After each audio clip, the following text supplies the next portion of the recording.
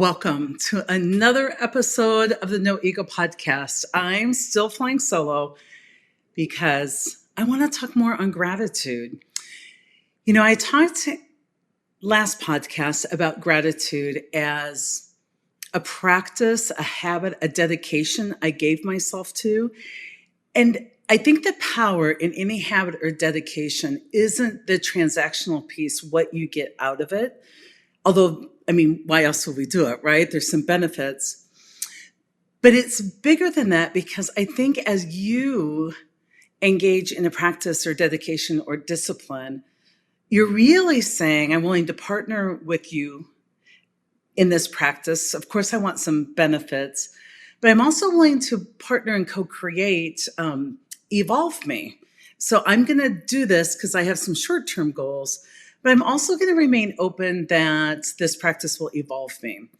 And in the last podcast, I talked a lot about how my initial gratitude practice did evolve me because I went from seeing more negative than positive. So then gratitude and making a gratitude list really helped me strengthen that part of my vision that discounted positive and was hyper-tuned for the negative or the worry or the anxiety. So it did help me see things more positively. And as I was looking at those things that were positive in my life, that practice started to work on me, where I started to realize that so much that I would put on my gratitude list was there because of the grace bestowed to me by others. That yes, the universe is kind and abundant, and I believe everyone can access whatever it is they want. But I would tell you that there are so many times that giving someone access or giving them some resources or some mentoring or even just a hand up really hastens their path, really speeds it up for them to achieve what they want. And so I would look at what I loved about my life and was grateful for. And that process had me acknowledging what my real part in that was and how much of that was just privilege. And it really helped me understand as we are leaning into some of our discussions now where we're just no longer willing to be tolerant of denial. It helped me lean into those discussions with an open heart and mind to understand kind of the extent of my own privilege. And it was by understanding my privilege that my heart broke open to be more compassionate for kind of the human condition of everyone, more accepting of all the ways that people present to me, which to me is what love really is, the ability to love you as you are, to love what is. Doesn't mean I have to welcome that in my life by choice on a daily basis, but when it's here, it's here. And it was really wonderful to find that compassion. But what I really tapped into was by identifying specifically a way that my progress had been just accelerated. I was able to really find purpose in how I could take what had been handed to me and with a lot of zealousness, be willing to give it to others. So it's one thing to go, I'm grateful, I have so much, let me share. It's so much more powerful to identify a specific way that I was aided in my time of need, and then to be able to do exactly that for others. And so just, wow, a lot of evolution of a single gratitude practice. But I'm here to tell you that if you will stick with a discipline or a practice long enough, a couple of things will happen. One, it will get routine and it will ebb and flow. It will get routine and transactional and it will lose some of its meaning. And two, your ego is so sophisticated. Your ego will worm its way in and suddenly co-opt and kind of redirect the practice back in the favor of the ego. And that's what happens to my gratitude practice. So I wanted to tell kind of like chapter 2. And again, why am I talking about gratitude? It started with a conversation where people are like, gosh, in these really challenging times, it just, is it okay to feel joy? And is it okay to feel happiness? And really talking to people about, whoa, wait a minute. Many things can be true at once. You can have multiple feelings at once. We may not be able to have find a place of being grateful for what's happening, but we certainly can be grateful in every moment of what's happening. We always have some choices around that, even when we're working for change. And I'm also writing my new book, Life's Messy, Live Happy, and it's coming out in September of 2021. It's very exciting. My manuscript's due the end of December. And the world just comes together in wild ways. So I'm working with people on more personal practices and working through anxiety and trauma. And my book happens to be about a lot of my own personal practices, because people have said, Sai, we love this stuff at work. It helps us a lot at home. Do you have any more advice for how to apply some of these universal principles I teach in the work setting to kind of the world place, to life? I'm like, absolutely. So at the same time, with the world disruption that we're in, I'm working with people on a more personal level. People are asking me more questions about their own kind of mental health and capacity for the true type of happiness, the contentment, the state, not the feeling.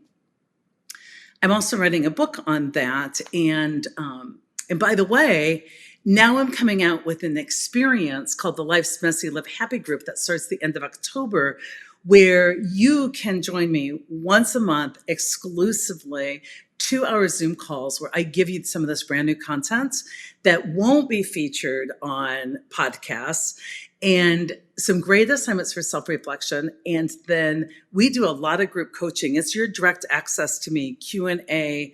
I have a question. What about this situation? For us to work together kind of in the moment to loosen that ego's grip on your world, because I want to get people freed up, because we've got some big creating to do. I mean, these are tough times, but there are times, and we have to step up as conscious as possible to really make our future a collective future that we got a hand in designing. So I'm giving a lot of exclusive content, and there's a private group in between sessions, and it's just really exciting. If you're thinking you want to check that out, if you go to info realitybasedleadership.com/LMLH. That's info.realitybasedleadership.com/LMLH.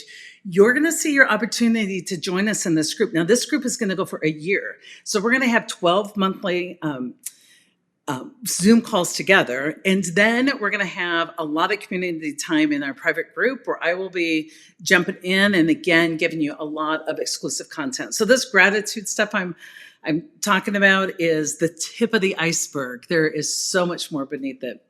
Anyway, creating the group, writing the book, a lot of my coaching and questions after I present are about these topics. So last week I talked about gratitude and how it changed me. And this week I want to talk about gratitude. If you're with any practice long enough, the ego will sneak in and start to morph that practice back in the favor of the ego. You won't even realize it. The ego is so sophisticated. It just keeps like mutating.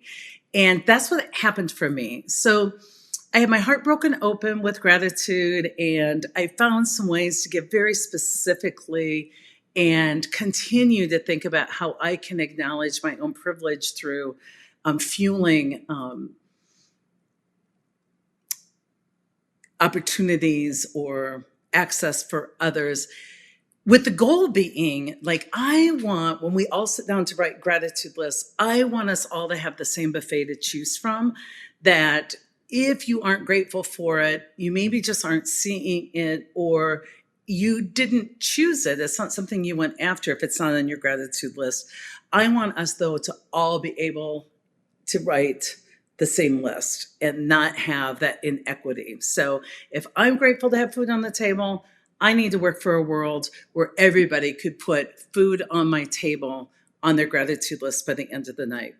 So Each New Year's, I do a bit of an inventory, and I love Danielle Laporte's work. She talks about desire mapping and thinking about how you want to feel, not what you want to get done in the year. It's not about productivity, it's about quality of life, how you want to feel kind of at the end of the day, and then what dedications and practices do you need to ensure that you're cultivating kind of that state of being. And are there any in your life that just don't serve you any longer that you can let go of?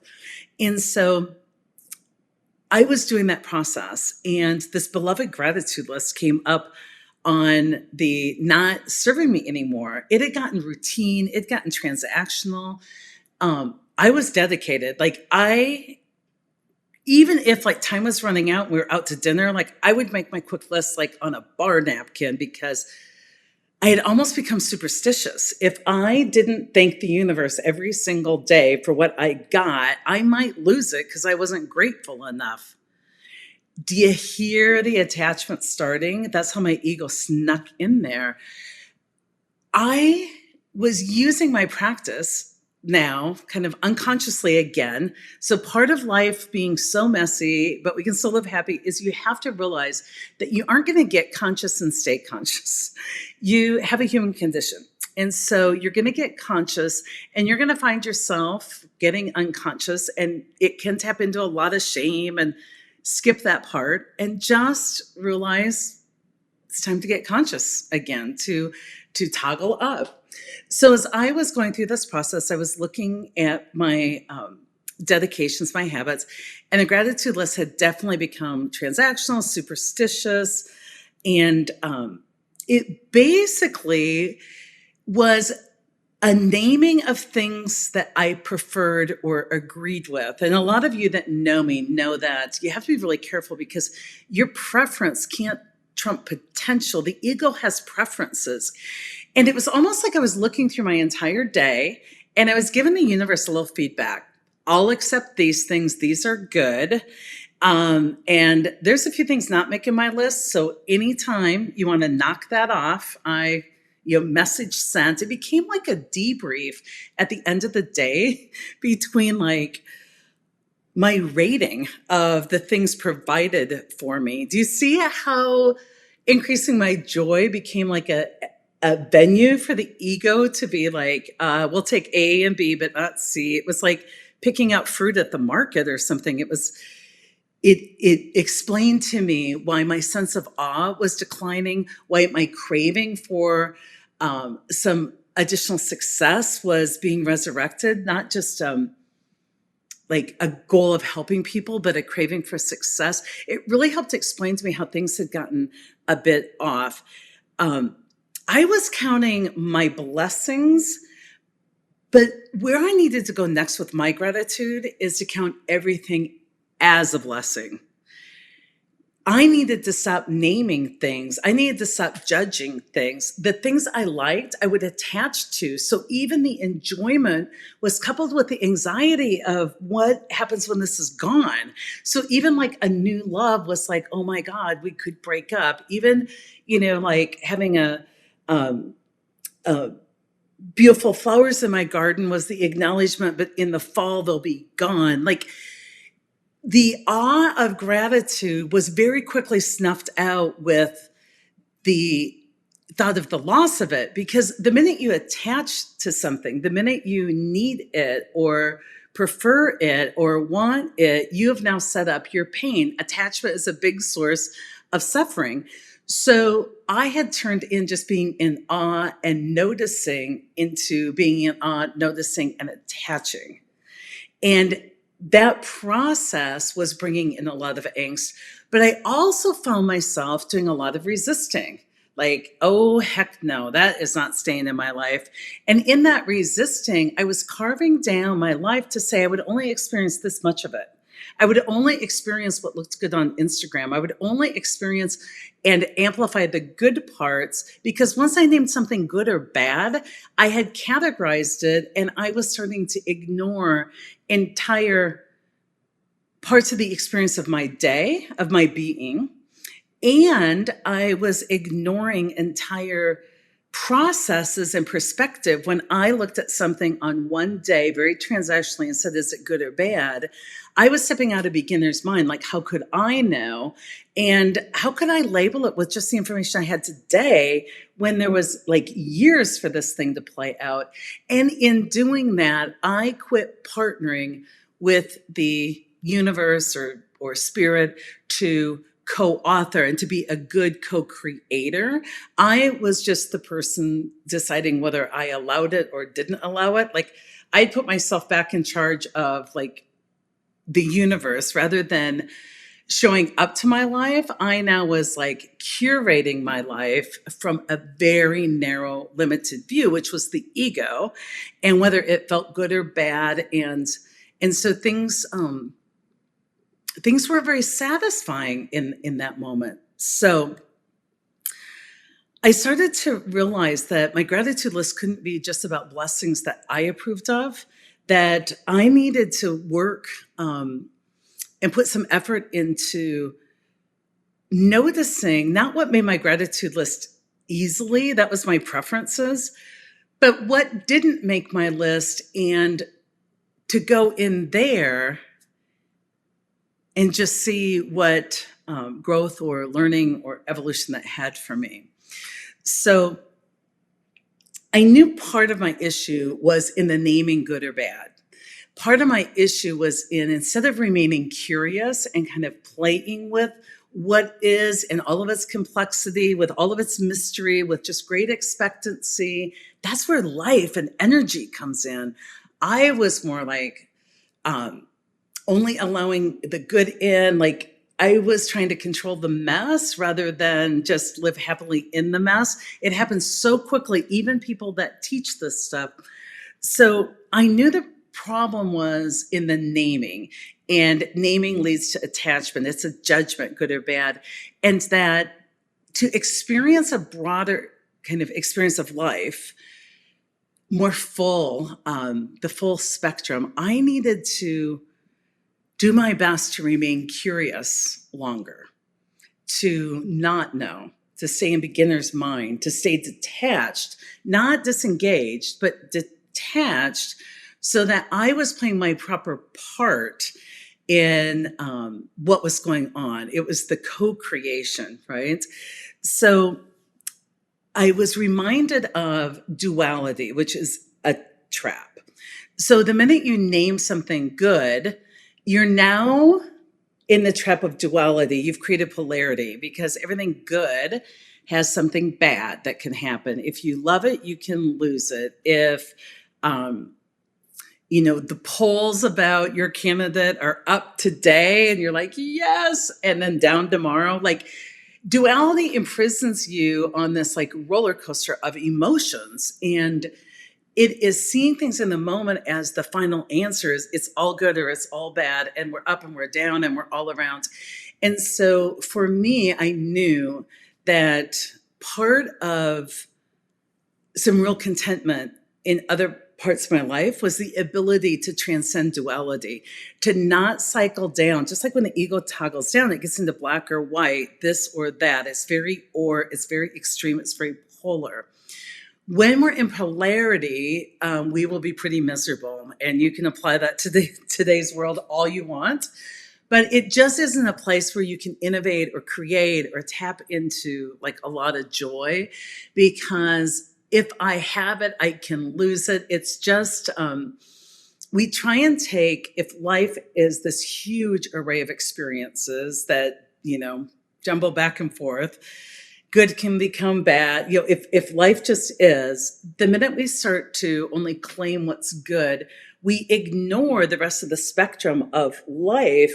And the minute we name it as we know what it is now, we disregard the past and ignore the future, right? So we lose some hope. So you're just cycling down away from the energy that's there for you and the things that you can co-create and could evolve you.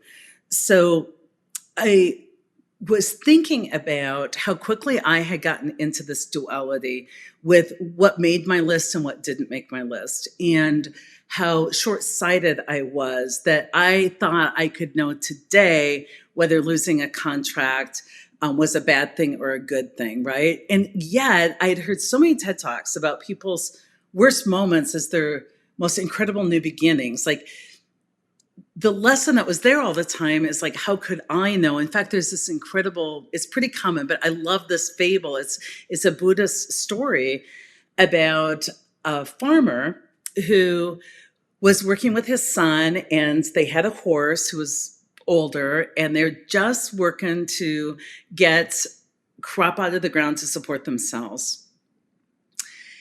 The horse became to the point where it wasn't kind to have it pulling a plow. It had aged, and it just seemed like it had worked so hard for the farmer that he was inspired to set the horse free, to retire the horse and say, you don't need to do this anymore. Go off into the mountains and enjoy. And he made that decision. And of course, as all neighbors might do, his neighbors came over and they're like, oh my gosh, this is horrible that you no longer have a horse to pull your plow. And the farmer didn't feed into the roller coaster. He refused to name it. He's just like, good, bad, like, how would I know? It really just is. So they figured out a way that his son could pull the plow while he pushed it. And in that process, right, the son broke his leg. And the neighbors are like, oh, ain't it awful? This is horrible. And he just didn't play into that. He just said, how would I know? The horse that went away came back with a ton of friends. He'd found a bunch of other horses that were beautiful and young and vibrant. And it's like, oh my gosh, isn't that awesome? And again, the farmer just refused to name it. He's like, how would I know, right? And it went back and forth. You can see this. So like the son that had been hurt with a broken leg, a war broke out, and they came looking for men to serve in the army, but his leg was broken, so he didn't have to go. Ain't it great? Ain't it awful? Is a broken leg good, bad? How would we know? And this story just goes on forever, and I'm probably not telling it well or right. I shared it in the book in a much more concise fashion, but what I got from that story was the inspiration to greet things as they came into my life with a lot less judgment of good or bad, with a lot less naming, because it just is what it is. And played out long enough, who knows how this thing is going to go, except I have some faith, and I believe, and my mom said often, it's all okay in the end, or it's not the end. So if you're suffering right now, it's all okay in the end, or it's not the end. Good news is it's not the end. And if you step down and you name it and you suffer from it, it takes you into the position of a victim and out of the position to step up and co-create. Like, it's not like you're just a victim of the universe, but if you can stay neutral, then you can take what is and co-create. You can get the lesson out of what happened. You can shape it and evolve into it and lean into it and grow beyond it and rise above it. And so I just started to be willing to kind of stop naming things. And, I don't know about you, but whenever I commit to learning a lesson, it seems like something hears me and brings in this huge lesson for me. So I'm working on this duality thing, like, how can I know? And gosh, my kids were young. I had two young kids. I was pregnant with my third son. And my consulting business was really taking off. And I was given that opportunity in Australia. And I was about 7 months pregnant. I flew out there kind of each month. I had these great programs. And it came time where I couldn't do that anymore because I couldn't fly internationally. I was past the 8th month. And so this group was like, we really want to continue with you. And I talked to them. I said, it's probably going to be by the time I have the baby and, the baby's old enough to either come with me or be left. We're talking, 6 months to a year. And they're like, we want to continue this process. And so I'm thinking, we can't because I can't fly here. I'll have to end the contract. They were so creative. They're like, don't end the contract, just end flying. And they offered me a role to move there for a year with my entire family, full kind of awesome kind of stipend salary consulting contract. And it looked like it was just meant to be. I had been a foreign exchange student and wanted my kids to have the experience of other cultures. My husband worked for a company that had offices in Australia that were opening up, and it would be a pretty easy move for him to just kind of slide into one of those new positions, and he could keep his job.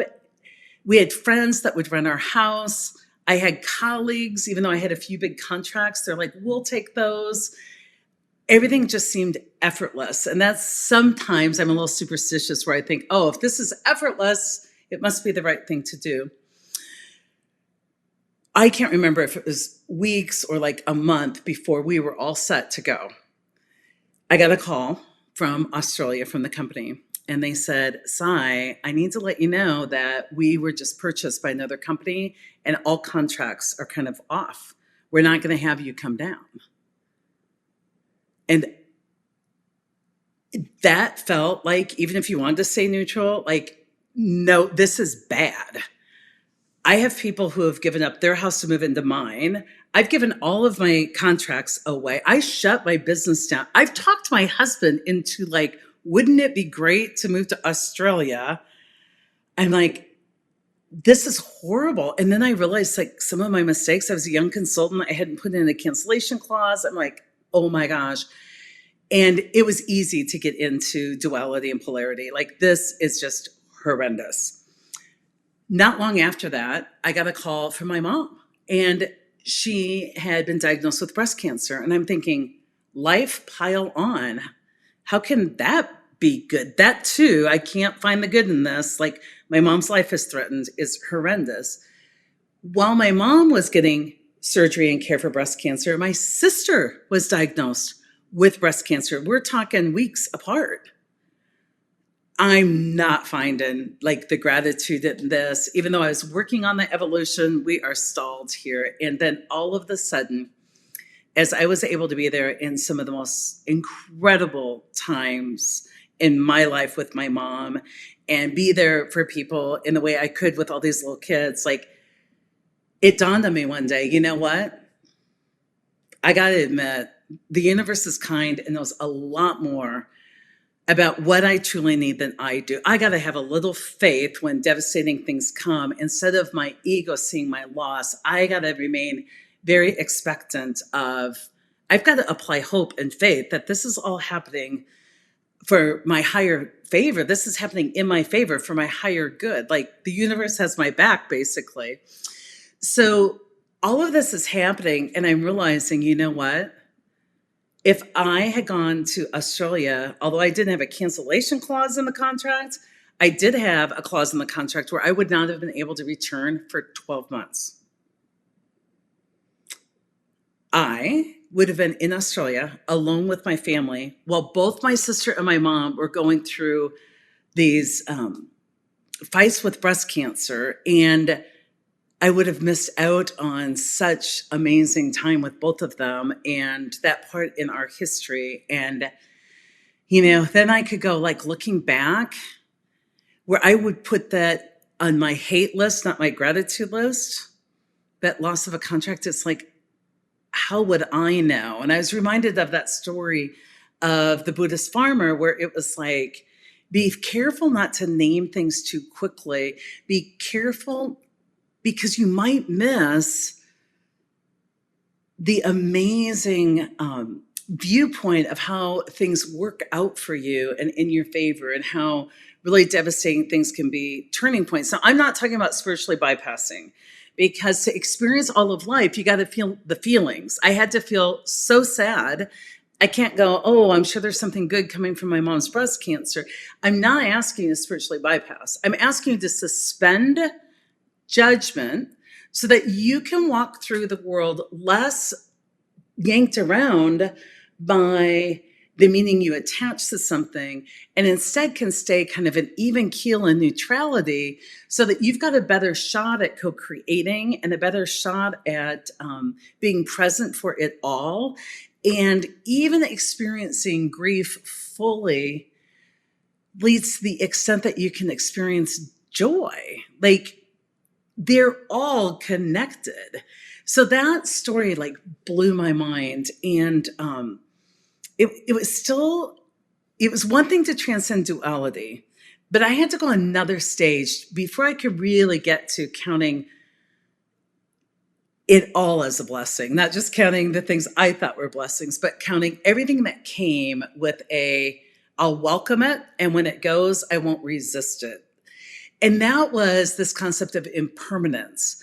So I noticed that I had a hard time accepting some news and letting some things go. Like I would maybe stay with something because I was loyal and over functioning for much longer than the experience merited. So I could take a good experience and basically work with it for a slow, painful death to where a lot of what had been fantastic about it was completely withdrawn from it because of my unwillingness to be good with impermanence. And impermanence means that is, like nothing is permanent. Like everything comes and goes. Like my resistance to that, my not wanting to welcome what seems at face value, short-sightedness, negative, or my hanging on to what I once enjoyed longer than need be,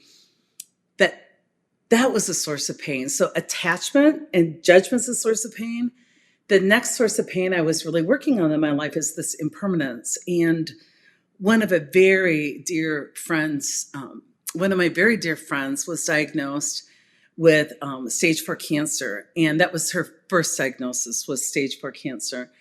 And I remember as we heard the news and, we both had so many tears. We felt the grief. Like, this is my lifelong best friend in the universe. Like, I can't even imagine one day of life, like, without her in it, like mind-boggling, devastating, tough stuff. So I think a little bit, we immediately kind of went into like, we will fight this. I know so many incredible physicians and we will fight and we will not accept this. And we will, put all energy, we won't even say its name. We'll just spell it out. And none of that energy felt right because we had this profound grief.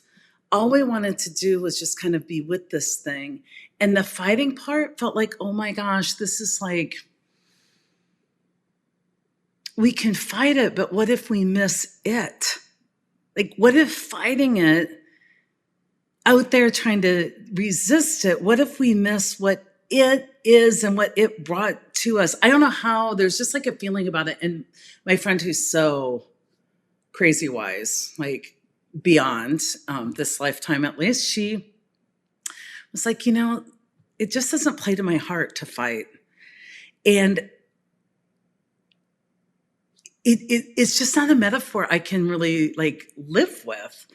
And when she started talking about like, it's just not in me like to fight, people are like, you can't just give up. You can't just like, but it wasn't passive. She wasn't talking about, I'm not going to do anything. It was just the fight part. I'm not going to resist this. And she came up with a whole new metaphor. She goes, you know what I'm going to do? I'm going to dance with this. Sometimes I'll lead, sometimes I'll follow. And by creating that whole new metaphor, it just allowed both of us to sink into the impermanence of this, which wasn't about resisting it or acquiescing to it. It was an active allowing of ourselves to be fully touched by it and evolved by it and walk away with the lessons of it, but go through it fully awake, like fully human, not trying to shut our eyes or resist anything. And that has completely changed this journey she and I have been on. And what she is learning about, her own mortality and, looking at end of life. And I mean, it has been some of the deepest, most sacred time in our relationship. Like, I can't imagine not having the gift of this profoundly satisfying, thirst quenching time together where She's just willing to dance with a really tough diagnosis, and I'm willing to be involved in the dance without a need to prevent it or fight it or surrender to it, just be with it. And what I would tell you is once I was able to accept kind of impermanence, but that was such symbolic impermanence, it was like a trapdoor fell open and I was able to just experience the fullness of what walking through the world this way could be. And so a big part of us when we're looking at our gratitude list is we really have to transcend duality and stop attaching kind of our feelings about it to what's on your list. And we've got to accept impermanence so that we're basically allowing everything to come on, and what is leaving, we're allowing it to leave. And that eases up our suffering and puts us in touch with the fact that we're pretty into joy and gratitude as a way of being. Like our natural self is, if you're tuned into the present moment, you're pretty tuned into the awe of what's in front of you. And, it's just like for me right now, I'm working, even though I need, maybe an item for how I normally do a recipe, I'm really using up what I have and really just foregoing a lot of consumption and just really trying to simplify. And just that little bit of even denying myself the instant satisfaction of kind of a craving or a want amplifies the joy I have in the things I have. So I just encourage you to play with some of this. But I really got down to this point where if something happened or entered into my life, if I could enjoy it, ENJOY, then enjoy it fully. And if I couldn't enjoy it, then I needed to allow it in and allow it to go in joy, INJOY. And so I started to do a different practice. I would make a list of all the things, kind of the milestones or the key things that I stopped and noticed in a day. I don't know if you can write your whole day down, but I would just write down kind of a more full inventory of all the things that happened. And then I would write a gratitude list, and I would look at the gap between why isn't my whole day on my gratitude list? Why can't I be grateful for all of it? And I had to really start then to look at what I could do to move more things from my day over to my gratitude list, because in that was the freedom and the transcendence of duality and the acceptance of impermanence and all of that good stuff. And so I really had to think about what were some of the steps I took, and I'm writing about it in the book, and this is you'll get the rest of the story, but how could I foster a welcoming heart? How could I stop naming things? If something came in, I'm like, good to know. Thanks for sharing. Won't this be interesting to see how this plays out? I had to really stop identifying my gratitude with something's current value or someone's behavior's current value and take a wider perspective on it. I can't just decide its value today. And I really needed to just be more welcoming that, it's all good. I want to partner with the universe, not play God in the universe. And so I needed to get this welcoming heart and just be willing and open as possible to say, I'll take all of it. I want to know, I want to get what I came for. I want to live life fully. I'll take all of it. And as it came in, I had to notice my labeling. And anytime I moved out of neutrality, because moving out of neutrality was moving down to polarity, which is always super painful and scary. So anytime I was dropping out of that, I had to edit my story and stay curious 1 minute longer and stay in neutrality. And then I had to, while staying neutral, acknowledge that impermanence, right? This could all change tomorrow. The Course of Miracles says it can change in a single instant. Miracle is just a shift in perspective. I had to acknowledge I can never see all of this for what it really is. I can not know how this will turn out. I cannot just automatically think the present will be like the past. I have to suspend all those things my ego wants to attach to it and just acknowledge that we just don't have control about what comes and goes, that our pain isn't the change, it's resisting the change. And I had to focus on not trying to control my circumstances, but trying to control really not even my response. I know we talk about that a lot.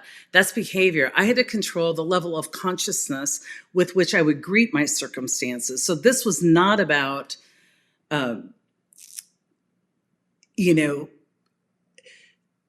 not reacting. It was establishing the ability to walk through life with a level of consciousness that I couldn't always maintain, but that no matter what came into that consciousness just was never threatening and it was all good. It was like loving what is, right? And so then acknowledging that impermanence was really a step then that I could get more things on my gratitude list. So I could find more things to be grateful for, but I also could look at all the things that happened that day that hadn't quite made my gratitude list. And I could make a decision that even though I couldn't find gratitude for what was happening yet, and I didn't want to spiritually bypass, I could be grateful in the moment that it was happening. So I could be sad and have the sense that it all turns out okay. I could be furious and horrified and have the sense that this is exactly what's needed to fall apart for us to build something new. Like I started to feel more alive because I could experience more of the world. And then I started to see the themes and welcome the lesson in that. So there were just these things I just couldn't get grateful for and I just dreaded. And I started to contemplate and welcome the lesson in that. It's like, how do I get myself in these situations? How did I co-create this? Like, how did I get to a point where I was abandoning myself to like not be abandoned? Like those things that I just couldn't move onto the list. Oh my gosh. Those are the things to mine for lessons. So you hear the practice now. The practice is I had my gratitude list and then I would compare that to my life list of what really happened for the day. And I would see what I needed to do, stop judging, move it over, don't attach, move it over, get wider perspective, take a longer view, move it over. But there was just some things where I'm like, that ain't right. And they're the ones that need to grow. That was where my work was supposed to be. And so I had to get like, just mentally flexible. I had to start like, I'm willing to enter into that, even though I'm suspending judgment at this point. And I just had to practice some mental flexibility because I was really good at saying hell no, but I hadn't really practiced the other side of that, of just saying yes and leaning into it. And it's like, I'm willing. Or the opposite. Sometimes I needed to lean back and get out of controlling the conflict and just like do the learning. Like I had to get willing to get more flexible where I immediately leaned in and made everything perfect, for the holiday. I had to lean back.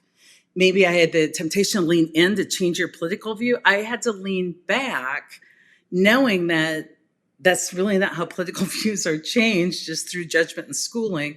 I had to lean back and see where I could create space for us to find connections, not in our politics, but in our humanity, right?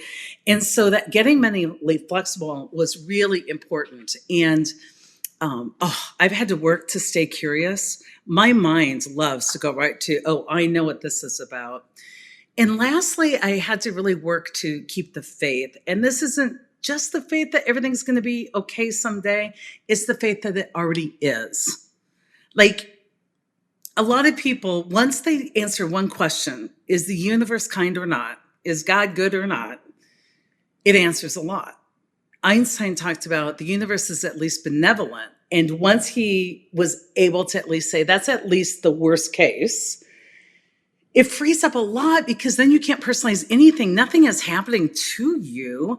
And if you apply some faith, you can believe that it's all happening for you, for your own evolution, for your ability to break free of your limited thinking, for your ability to break your heart open or to blow your own mind. Like everything that disrupts you sets you free, right? Everything you start knowing for sure imprisons you. Like attachment imprisons, learning and knowing imprisons you in the construct. Unlearning and being willing to be undone actually is the liberation. It just sets you free. And we've got it really kind of mixed up. And so for me, I had to really sit with, what do I know for sure? And it wasn't about what you're thinking or what's playing out here. It was a core belief that, was I willing to believe that things happened in my favor or not? And a wonderful lesson that I read on Facebook, but it was, I believe, posted from my niece who lost our dear Drew, her son. And losing a son so early, even though her faith is super strong in her particular spirituality, you start to be like looking for answers. Like, here's what I don't know. Like, why would God do this? And, did he suffer? And, if God is good, then why do good things happen to bad people? And we had all at times made our journey out into the, oh, if only I knew this, then I could accept this. Or we were all searching for understanding of some mystery. And some fantastic pastor, and I need to give him credit, I got to go find this, but had written, rather than trying to figure out what you don't know, what if you got back and just affirmed what you do know? What do you know in your heart of hearts? What has been your experience? What has been your proof? So far, it's all been okay. I've made it through. Like, my proof is I'll make it through. Or my proof is, depending on your belief, like God is good, or the universe has my back. Or even when horrible things have happened, there's been, I can have post-traumatic growth out of this. Like, I have some co-authorship in how I can emerge from this.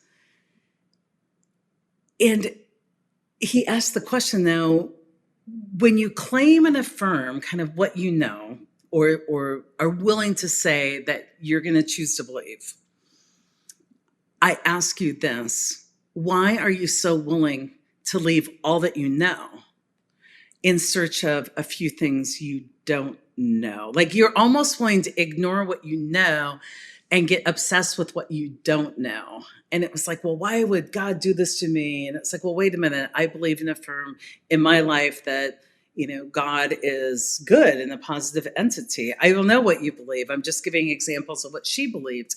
And it's like our ego will have us out into the muck and the ambiguity and the unknown, and have us forgetting the core truths that we do know. And so for me, there's a lot about gratitude. And I'm still evolving in this gratitude piece. But what I'm noticing is, as I walk through every day and something comes my way, I more easily can welcome it in. I can resist the urge to name it. I don't use it as a prediction of the future very often. I am willing to just go, oh my gosh, this is an interesting plot twist. Let's see not only where it goes, but where I can partner with it to play on how this could emerge, not to stop it from happening or with motive orchestrate it. And it began for me to really grow on me that I really can at least either be grateful for it all, or I can suspect my lack of gratitude is short-sightedness, fear, and the work of the ego. And then that makes for such a more satisfying life, a life that I don't have to be bogged down into, so that my abilities and innovation and creativity is freed up to learn and create. So Anne Lamott, who, if you listen to this podcast, you know I'm gaga over Anne Lamott. I just love her work. She came out, and I think she's written more than one book, small book on this piece, but she came out one time and said, actually, if prayer and religion gets confusing for you, she basically, this is her premise, you only need 3 prayers. Like, you can do this, okay? And so one of her prayers had to do with gratitude. It was like, wow, that awe, like, holy cow, so much more than I deserve and all that I deserve. Like, wow. So that was one of the prayers. And the other prayer was thanks, right? So 2 parts of gratitude. Wow, you notice. And then thanks. You can, live in a way that is thankful for it all. And then her third prayer was like, help. So anytime you're feeling something, you just have one of 3 prayers. Like, I hate what's happening, or I don't know if I can do this, help. This is awesome. Thank you. Right? This is mind-blowing. Like, wow. And I started to think as I was doing gratitude, I'm like, well, wow and thanks. That's basically thanks. You thank and be wowed by it all. Help, I was throwing up there when I didn't want to accept what was happening, when I wanted help to change what I was facing, when I wanted help to either change me or mostly change it, or find the strength to just get through it, but not be evolved by it. And so I was thinking one day, like, I think for me, I could get my prayer down to just 1. She got it down to 3. I think I can get it down to 1, which is just thanks for all of it. And that's my goal each day, that the prayer I walk with, the only prayer I want at at this stage of my evolution, is anything that comes my way, any behavior I see, anyone that's in my life, any story on the news, that I can feel it fully and I can let it affect me, and I can respond for that full effect with thanks. And that thanks can become my only prayer. And the course we're doing, it's not really a course, it's like a group, it's like an experience, it's like a come together and talk about cruel stuff. Come together and talk about cool stuff is the Life's Messy Live Happy group. It starts the end of October. You've got just a few months to get involved, and it's not here to teach you any philosophy. It is here to help you look at your experience and realize where your ego may be attaching or resisting, or just find new ways to practice so many of the principles you've come to love in no ego and reality-based leadership, but not just at work, not just in the workplace, but in the world-place. Thanks for letting me ramble a bit today. This is definitely not my final chapter, but it is for now on gratitude, because I'm hoping that practice will keep evolving me. And that's why I'm willing to sit and be with it on a regular basis. And there's plenty of other practices that I'm using to evolve myself. And one of the most fun practices is getting connected with other people and asking them for their best practice on how they're moving through our days that are definitely not what we've seen in the past, in ways that allows them to remain excited and, while grieving, have a lot of expectancy about what we can create in the future. So I hope that you stay with us. I am going to also have some more cool guests on, so you'll get to see who those people are in the next coming weeks. If you love this podcast, and I hope you do, if you review it, that moves it up to the attention of others so that they can discover it. But why take it to chance? Why leave it to chance? Let other people know that you're loving this podcast, and invite them to join us. Share it with your teams. Share it with your people. Be well, be safe, be kind, do good things in the world. Make a list.